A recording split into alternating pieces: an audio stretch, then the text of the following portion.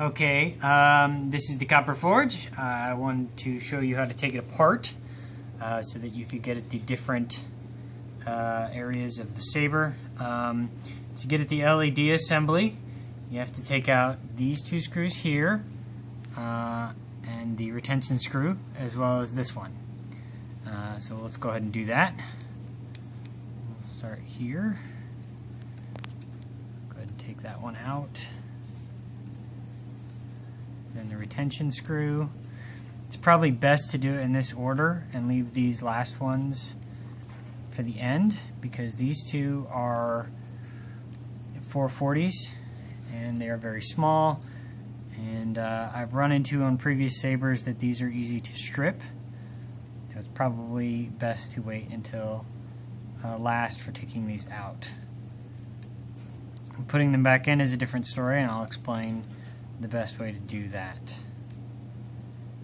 And once all four of those screws are removed, here's the blade plug, by the way. Once all four of those screws are removed, you can take out the the LED assembly. On the inside, it's got the holder for the LED. Down here is the heat sink. I'll take another Allen wrench here to undo this set screw. It's an 8/32 set screw, and you can loosen that up and take it out, and then the whole LED assembly comes out.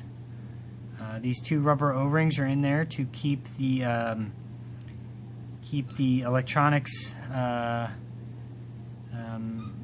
tube sled thing from knocking around. You can keep them if you want. They're there just in case you're going to take up the whole space. So you can put that back together. And putting it back together, you just, again, put the set screw back in place. And you tighten it. And we'll put back together the front here in a second. Now, to get at your electronics, probably your SD card, you'll need to take off the rear. But before we do that, I want to show you the inside of the switch box here. There's one hole on the front side. I haven't drilled into the electronics tube yet, but that's probably where you would want it, so mark that hole, and then you can drill a big enough hole so you can get your wires through for the switches and whatever else you want in the switch box. This screw I recommend not removing. This front piece here has a tendency to scratch this inner tube. I don't see any reason why you would need to remove it. This is what's holding it in place along with this screw in here. And so you wouldn't necessarily need to remove it. But to get the rear section off, you don't have to remove this screw and take this out. In fact, I recommend against it. You can actually remove the whole rear section by removing this screw only. And you take it out. And it comes right off. This will give you access to wherever you're going to put your electronics. And the tube for the electronics is right here. Now that'll go all the way up and hit right up against the LED. So if you want to use the whole thing, if you can, you don't want to use it at all, I recommend maybe cutting a window here like Mad Cow does his sabers for the soundboard, so you can get at the SD card.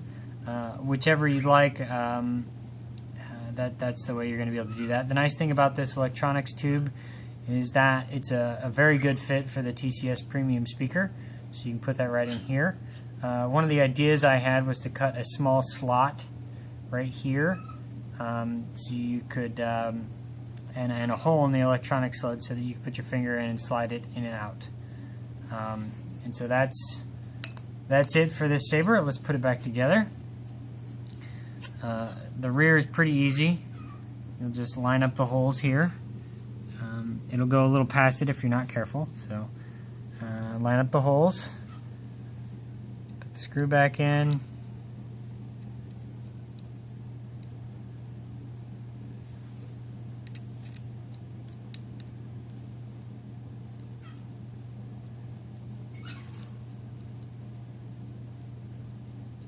There's also the way this pommel's built. There's a already built-in resonance for your speaker, so you won't have to worry about adding space in there. Just the way that it's built. You put your LED assembly back in, and the side with fewer holes, obviously that's going to be the front. And you may have to give it a little push because of that those rubber O-rings in there keeping everything in place. And you can put this screw back in here as soon as I get it. Now when you put this front back together, it's really important not to tighten all the screws all at once. I left this one a little loose. And the reason for that is as you get close to finishing all the screws and stuff, they actually kind of get harder to tighten. So you can get them all close to where they're going to end up. And then at the end, tighten them all together at once. The rubber O-rings are actually making this difficult, so I'm going to loosen the back. And the back's much easier to work against the force of the O-rings. So I'm going to loosen the back so I have a little more work room here. Yeah, much better. And don't force these little ones, because again, you can strip them.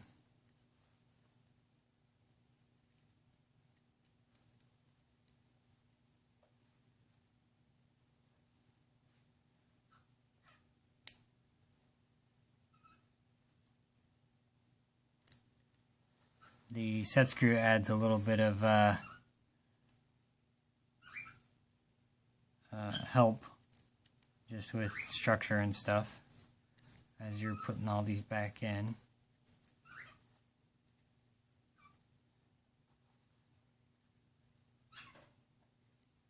And if any of these just give you trouble, try loosening one of the other ones so that you're not fighting it. And when you get close, go ahead and tighten these. Because of their easiness to strip, you want to get those in before you get the other side tight. That way you're not fighting against the other screw.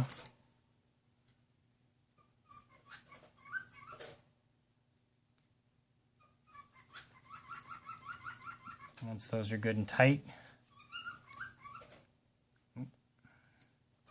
come back around, tighten off this screw.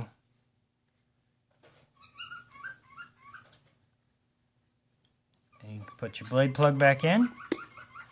And if you notice on the blade plug, it's got 2 screws in here. I recommend putting those kind of horizontal or towards the front so they're not interfering with the retention screw. And go ahead and tighten the retention screw to keep that in place. Give it a tug. And if you remember, I removed this rear screw to give myself a little less force to work against on the O-rings. You have to give this one just a bit of a push to get those holes lined up again. And once you do have it in place, put the screw back in. And once I get it, and tighten it off. And I have a pair of cockatiels. That's the noise you are hearing in the background.